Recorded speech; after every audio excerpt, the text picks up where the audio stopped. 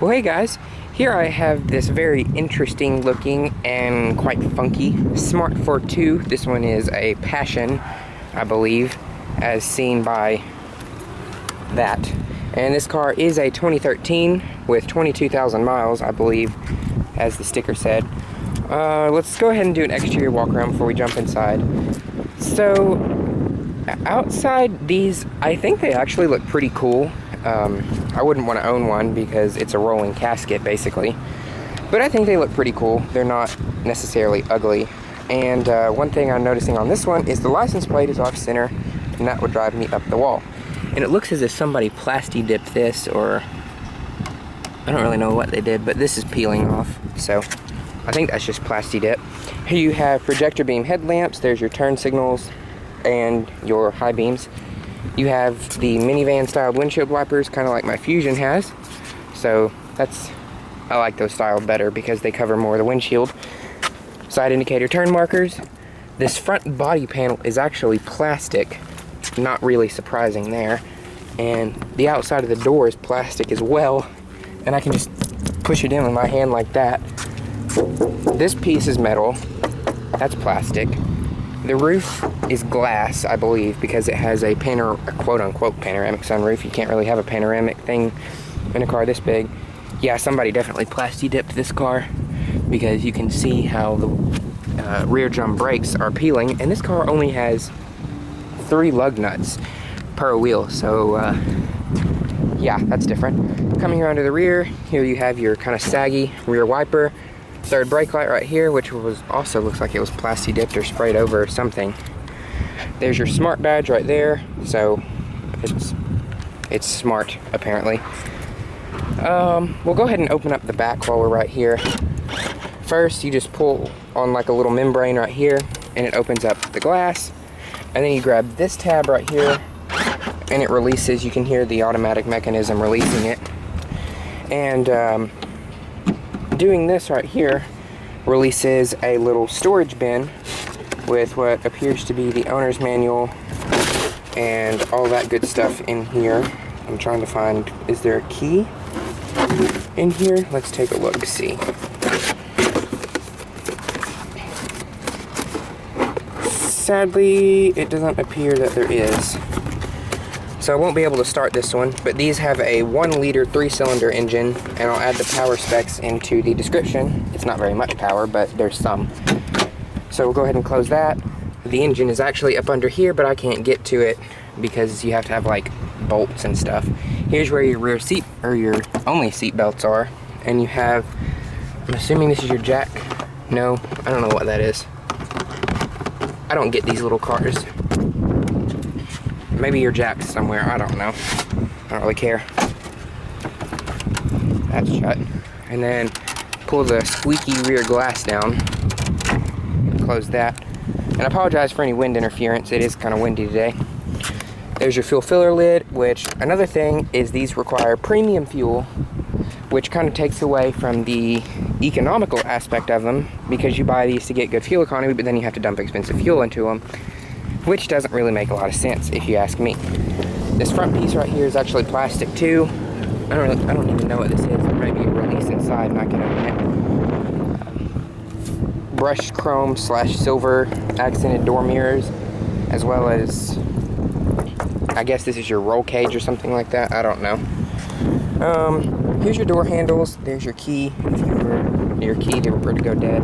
The doors are they actually feel pretty hefty for such a little car. Seat pattern is very European, but it feels pretty tough, so I guess it'll last a while. So coming into the Smart ForTwo, and it definitely is ForTwo, the first thing I notice is how roomy this car feels. Smart did a very good job of turning a small car very large. Really, the only place I feel cramped is with my knee leaning right here. So that's the only place I feel cramped. But other than that, it feels pretty spacious and pretty large, but we'll leave the door open to have some airflow through here.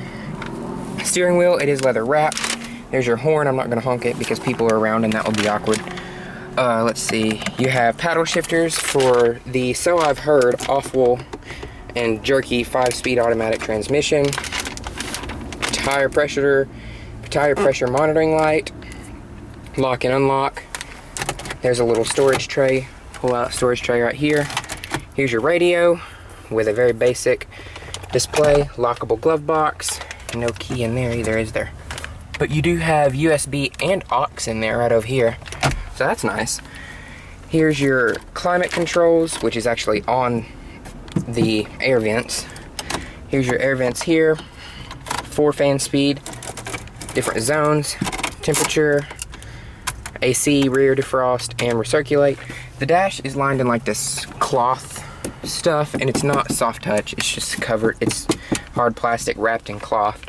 So it's, I mean, it works. And here's your light and indicator controls. It does have automatic headlamps, so that's nice. 22,166 miles on this one, so that's cool. I didn't know that was going to come on. There is no steering lock on this one. I'm able to just turn the wheel as free as I want to. There's your wiper controls. This entire unit here feels very clunky. I don't know if you can hear the echo, but it just feels really cheap.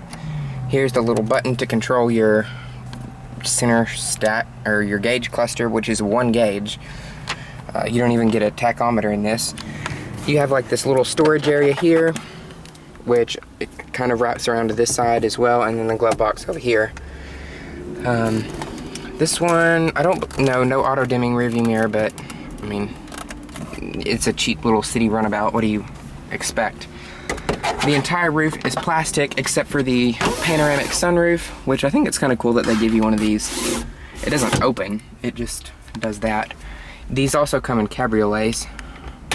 Here's a interior light, 1 interior light only, and you have curtain airbags, so that helps. This one does not have a vanity mirror on this side, but does have one over there, but no light. So they definitely cheaped out there, but I can't really complain because this is a cheap little car. Door materials, hard, grainy plastic, very GM-like, and I don't really like that. Plastic door handles that are made to look like aluminum.